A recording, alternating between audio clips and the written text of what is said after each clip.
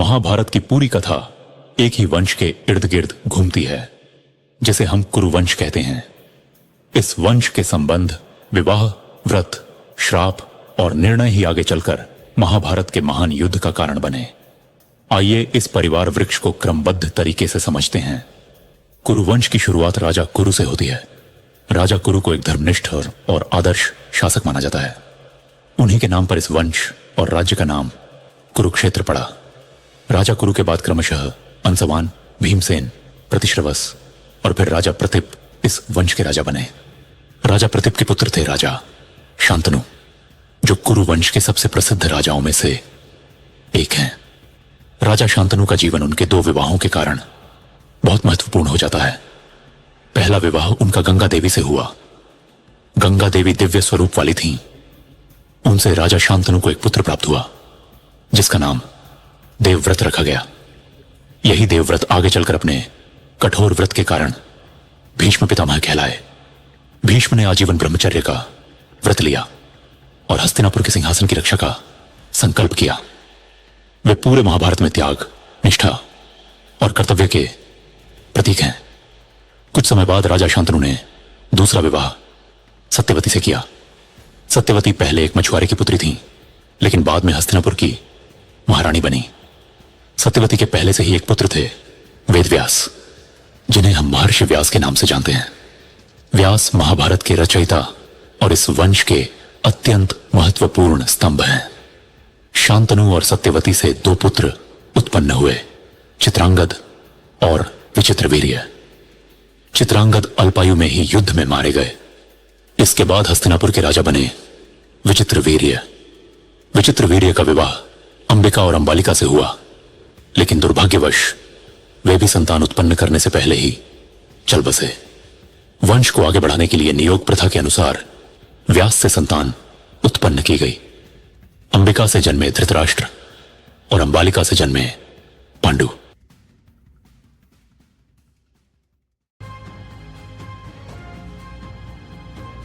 धृतराष्ट्र जन्म से अंधे थे, इसलिए वे हस्तिनापुर के राजा नहीं बन सके, जबकि पांडु राजा बने। धृतराष्ट्र का विवाह गांधारी से हुआ।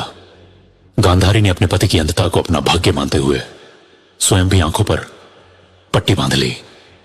गांधारी और धृतराष्ट्र से 100 पुत्र और एक पुत्री उत्पन्न हुई। इन पुत्रों को कौरव कहा जाता है। इनमें सबसे प्रमुख थे दुर्योधन, जो आगे चलकर कौरवों के नेता बने। उनके छोटे भाई दुशासन भी महाभारत की घटनाओं में महत्वपूर्ण भूमिका निभाते हैं। दूसरी ओर राजा पांडु का विवाह कुंती और माद्री से हुआ। पांडु को एक श्राप मिला था, जिसके कारण वे संतान उत्पन्न नहीं कर सकते थे। कुंती को एक दिव्य वरदान प्राप्त था, जिससे वे देवताओं का आह्वान कर सकती थीं। इस वरदान से कुंती ने सबसे पहले धर्मराज यम का आह्वान किया, जिनसे युधिष्ठिर का जन्म हुआ। युधिष्ठिर धर्म, सत्य और न्याय के प्रतीक हैं। इसके बाद वायुदेव से भीम उत्पन्न हुए, जो अपनी अपार शक्ति के लिए प्रसिद्ध थे। फिर इंद्रदेव से अर्जुन का जन्म हुआ, जो महाभारत के महान धनुर्धर और श्री कृष्ण के प्रिय सखा थे। माद्री ने अश्विनी कुमारों का आह्वान किया, जिनसे जुड़वा पुत्र नकुल और सहदेव जन्मे। इस प्रकार 5 भाई मिलकर पांडव कहलाए। कुंती के जीवन में एक और महत्वपूर्ण पात्र हैं, कर्ण। कर्ण का जन्म कुंती के विवाह से पहले सूर्यदेव से हुआ था। लोकलाज के भय से कुंती ने कर्ण को त्याग दिया। आगे चलकर कर्ण दुर्योधन के मित्र बने और महाभारत के सबसे दुखद और महान योद्धाओं में से एक बने। अर्जुन का विवाह सुभद्रा, जो श्री कृष्ण की बहन थी, से हुआ। उनसे अभिमन्यु का जन्म हुआ। अभिमन्यु अल्पायु में ही महान वीर सिद्ध हुए और चक्रव्यूह में वीरगति को प्राप्त हुए। अभिमन्यु के पुत्र थे परीक्षित, जिन्होंने युद्ध के बाद हस्तिनापुर का शासन संभाला। परीक्षित के पुत्र थे जन्मेजय, जिनके समय में सर्प यज्ञ की प्रसिद्ध कथा आती है। इस प्रकार कुरुवंश का यह परिवार वृक्ष केवल रिश्तों की सूची नहीं है, बल्कि यह त्याग, लोभ, धर्म, अधर्म और कर्म के परिणामों की पूरी कहानी है। महाभारत का युद्ध इन्हीं संबंधों की उलझनों और निर्णयों का परिणाम था।